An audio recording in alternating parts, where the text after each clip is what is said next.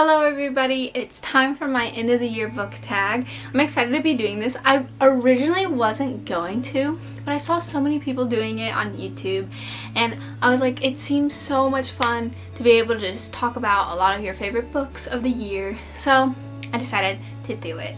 I didn't want to do every single question that they had because I just didn't have answers for some of them. Like, who's my favorite character? To be honest, I don't remember. I don't know. So I didn't do all of them. I took a few questions from two different YouTubers. I took some questions from Sarah Caroli and from Kalia D. And I want to say thank you to them because I took their questions. Let's just get on into it. The best book I read this year, I actually have two. First, I'm going to talk about Before the Coffee Gets Cold. I will probably talk about this book so much. This book just was so emotional for me. Like, I cried. This was like the first book that I cried to in like a long time, and I just really loved it. The characters are written well, and I just also think the plot point mechanism of like going back in time or forward in time is really well done. A lot more Japanese novels now are like getting translated and stuff, which is great. So I feel like this totally set like a wave, a generation, because so many people read this and loved it. And then after that, so many more Japanese books have been coming out and it's great. My next favorite read was Crooked Kingdom, which was shocking to me because I didn't really like Six of Crows. So I was very hesitant on reading this. But once I did, I ended up loving the characters and understanding the found family aspect of it. I felt a part of the family too. And even the ending was just so bittersweet and it was great. Now onto my most disappointing read. And before I tell y'all about this, please don't leave any hate comments. Just hear me out. I didn't like it. I think I gave it like a 3.5 stars, but if I'm being honest, I'd probably do 3 stars. I just don't remember anything about it. I didn't care much while reading it either, which is shocking to me because a lot of people say that her books are much more of an emotional romance read, and I like emotional romance reads. I still do want to give more Emily Henry books a shot because I just think I could like her books. I just don't know why I didn't click with this one. It just didn't hit the mark where I thought it was going to, and that's why it's a disappointing read to me because I was just hyping it up so much. I was so excited because so many people love this book and it just didn't do what I thought it was going to do. And that's probably my bad. I probably hyped it up too much thinking it was going to be a 5-star, and yeah, it just was kind of boring to me. It just didn't, I don't know, it's not rememberable to me at all. And that's all I gotta say about it, really. The next question is the best series. So I didn't read very many series this year for some reason. Usually, like last year, I read a ton of series. And the thing with me too is when I read a series, I like binge it. I try to read almost all of them at once. It's just easier for me to do. Unless I didn't particularly like one of the books, I might wait a little. But I'm very much a binge reader when it comes to series. And this series, the Royals series, was a binge read. I read 3 of these books. I didn't finish the series. I don't know if I'll ever finish the series because I just don't know if my reading taste is quite here anymore. These books are very much like, I don't even know how to explain.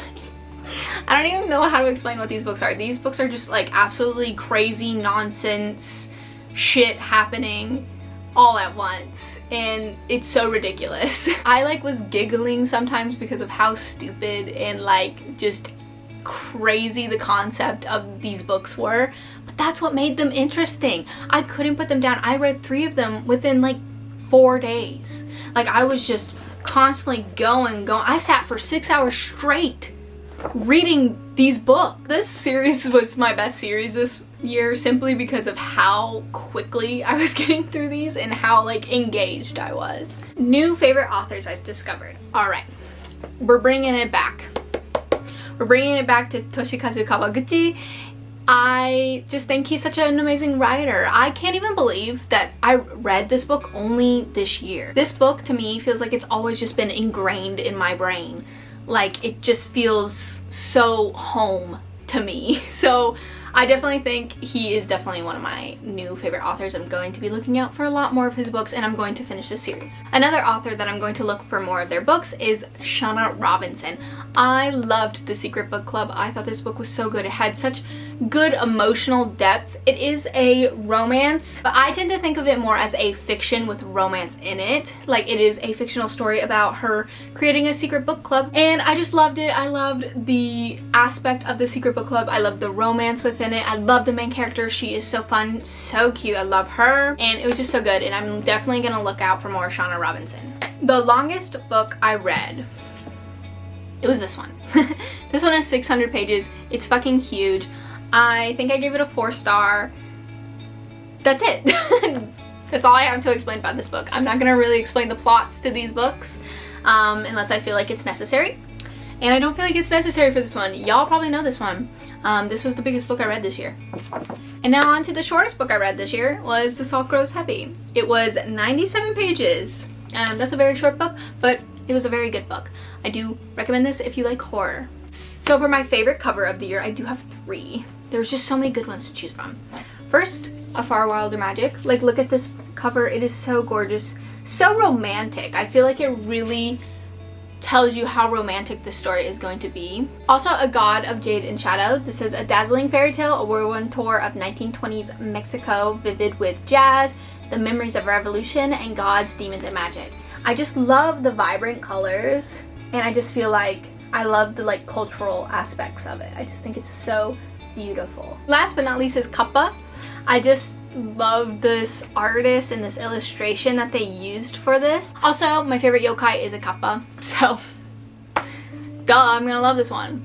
If you've ever like seen Bungo Stray Dogs, it is a anime surrounded around like Japanese authors. This character is this author, so I have his little bookmark of his animated character in his book.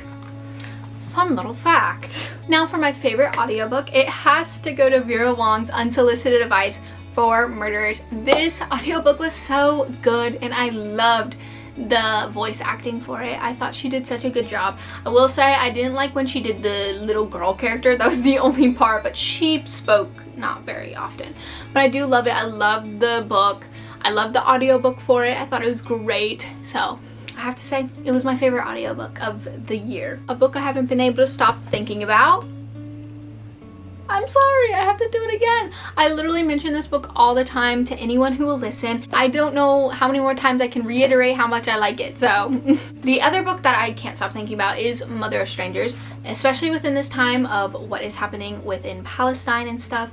This book is a must read. I highly, highly recommend that you read this. It is one, a good book in general, and then 2, just such an important narrative that everyone needs to know.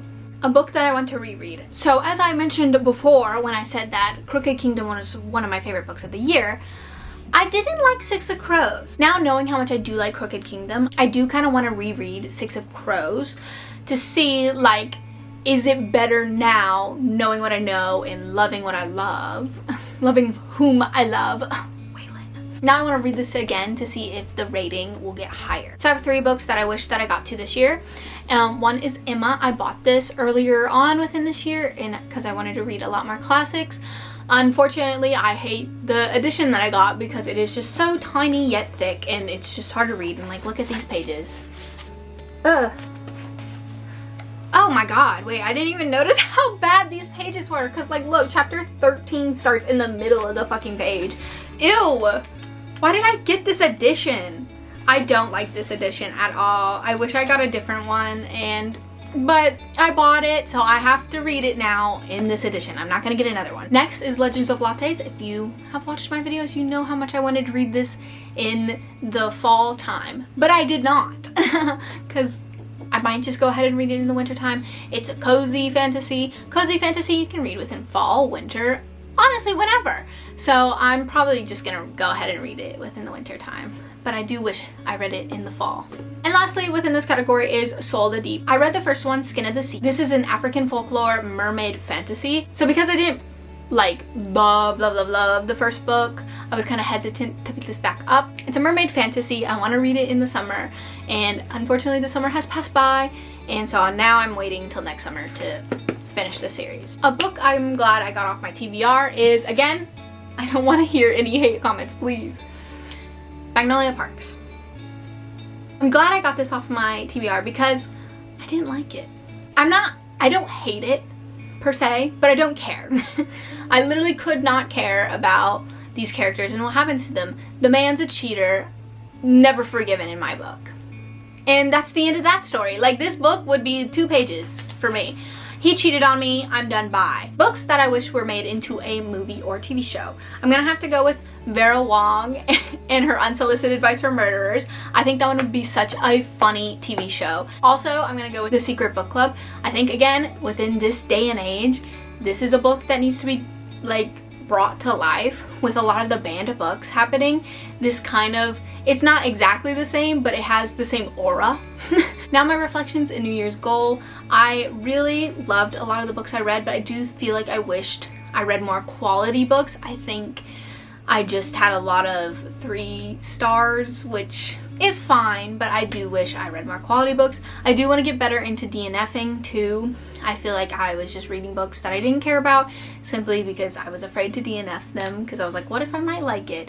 So I do think I need to be better at DNFing. My reading goals of next year are to read more classics. I want to read more books that have like a little bit more of a substance, like they'll help me learn something or help my mental. Now, I do love a good non-substantial book. I do think that they can also help you learn things, even if they're not like a learning book. I don't want to read more books because I think the number of books that I read was a good number, and I don't want to stretch myself out too thin. But I do want to also read more like horror books and stuff like that. Read more other genres that I don't normally read. So those are my goals, and please comment down below some of your reading goals for next year, and I hope to see you in the next video. Bye bye!